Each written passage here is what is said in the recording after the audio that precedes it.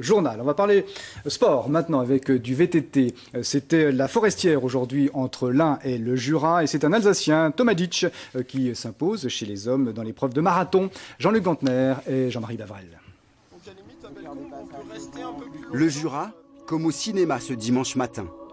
Ces paysages les plus beaux du monde et des autochtones levés très tôt pour accueillir plusieurs centaines de pilotes engagés sur la Forestière.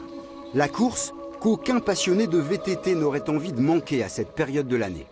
Ouais, c'est un petit peu mythique, quoi. Bon, les 100 km, voilà, sans bande de VTT. On a le plaisir d'évoluer dans la nature et puis d'en prendre plein les yeux, quoi. Je suis très ravi d'être là. C'est une course qui me tient vraiment à cœur, cette course, parce que j'habite à Morbier et puis je viens au club à Ornans.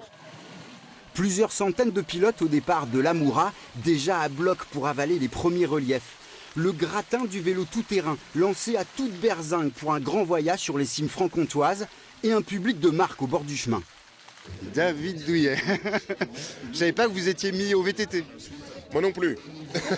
Surtout avec mon gabarit. Dans la course, deux hommes prennent le large d'emblée. Deux voyageurs au long cours, seuls au monde depuis plusieurs kilomètres déjà.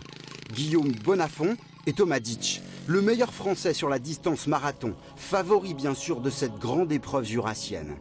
Derrière, il reste ces paysages typiques qui défilent autour du reste du peloton. Une poignée d'hommes en chasse, loin déjà du duo de tête. La Combo-Chèvre, la Cimard, la Côte des Chalons, un